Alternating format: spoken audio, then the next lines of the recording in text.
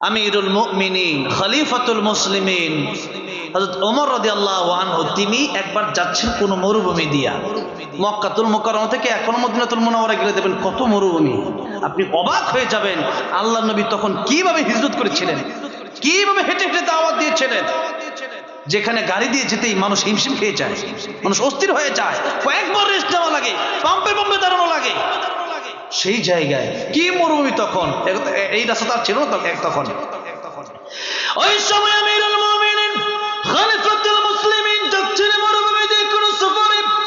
আমিরুল মুমিনিন ওনার প্রচন্ড ক্ষুধা পেয়েছে, আর উনি এত স্বাভাবিক জীবনযাপন, ওনার কত স্বাভাবিক, একজন ভিক্ষুকের চেয়ে স্বাভাবিক, একজন ভিক্ষুকের চেয়ে স্বাভাবিক। একজন এই দেশে এমন ভিক্ষুক আছে কিনা, এমন ভিক্ষুক খুব কম আছে যাদের কাপড় মাত্র একটা। এমন আছে নাকি ভিক্ষুক? এমন খুঁজে পাওয়া যাবে না। লুঙ্গি একটা পাশে, গেঞ্জিও একটা পাশে, শার্ট একটা পেরে বিক্রি করতেছে, কয়েকটা কাপড়।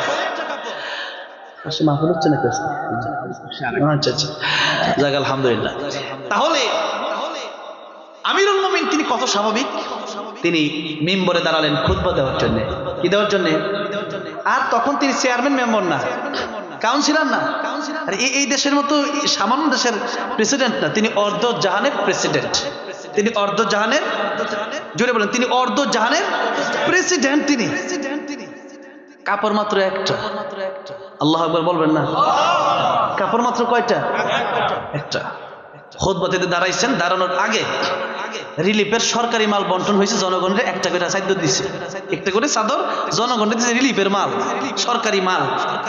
উনি একটা দিল, সবাই একটা করে দিয়ে উনি নিজেও একটা পাইছে, জনগণ দেখছে।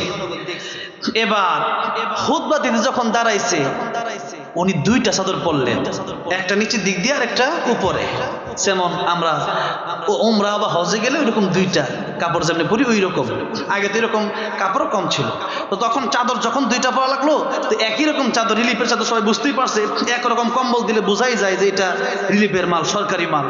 তো যখন সবাই দেখলো দুইটা চাদর উনি পরলেন, খুতবাতে দাঁড়াইছে, একজন মুসল্লি দাঁড়ায় গেছে, হুজুর আপনি যতক্ষণ পর্যন্ত আমাদেরকে এই প্রশ্নের জবাব না দিবেন দুইটা চাদর পাইলেন কই?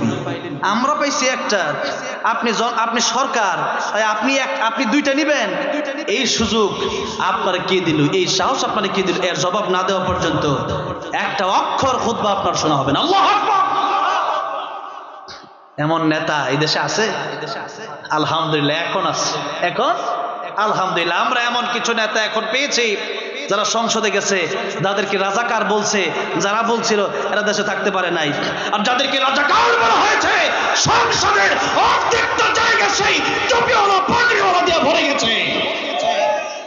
আরো যত রাজাকার বলবা, যত দমাতে চাইবা দমাতে পারবা না, দমাতে ইনশাআল্লাহ আগামীর পুরো সংসদটাই হবে দাড়িওয়ালা টুপিওয়ালাদের, ঠিক না বেটে? ইসলামের দিন আর যত দিন যাচ্ছে ইসলামের দিন আসতেছে ইনশাআল্লাহ, দমাতে পারে নাই ভাইরা বাবাজিরা। আমিরুল মুমিনিন এমন নেতা, নেতা কারে বলে এটা শিক্ষা নেওয়া দরকার। ওই পাতি নেতা, ছাত্রী নেতা, মেম্বার হয়েছে, এলাকা চেয়ারম্যান হয়েছে, এটা তো আমার কত বলছে নির্বাচনই করে নেয়, এইটা হয়ে লাভ কি?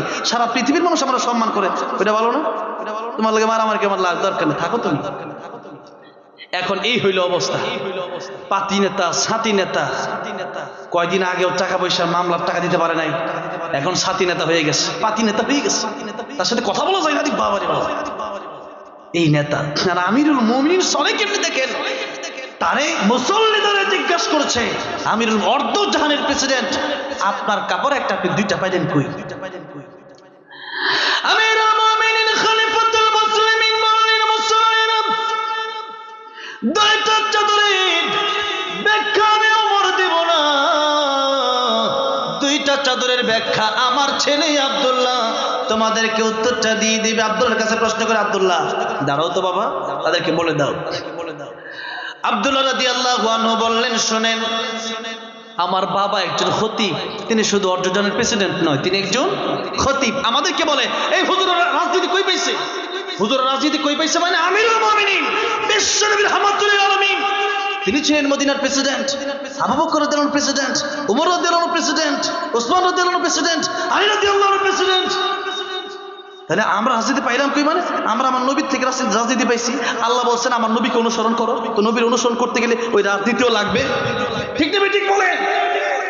সেই রাজনীতি আমাদের করতে দেয় না, কারণ আমরা রাজনীতি করলে চুরি করতে পারবো না, সুদ খেতে পারবো না, ঘুষ খাইতে পারবো না, জনগণের মাল দিয়া কানাডায় বেগম পাড়ায় বাড়ি বানাতে পারবো না। রাজনীতি কই পাইছো? তোমরা কই রাজনীতি পাইছো? তোমরা কই পাইছো রাজনীতি? আমাদেরকে বিশ্বনবী রহমতুল আলামিন রাজনীতি শিখিয়ে গেছে কেমনে ইনসাফের রাজনীতি করতে হয়। জনগণ একটা চাদর পায়, আমিরুল মুমিনিন অর্ধজাহানের প্রেসিডেন্ট তিনিও একটা চাদরই পাইছে। আল্লাহু আকবার। আব্দুল্লাহ রাদিয়াল্লাহু আনহু বলেন, মুসলমানরা শুনেন, আমার বাবা তিনি শুধু অর্ধজাহানের প্রেসিডেন্ট নয়, আমার বাবা তিনি একজন খতিব।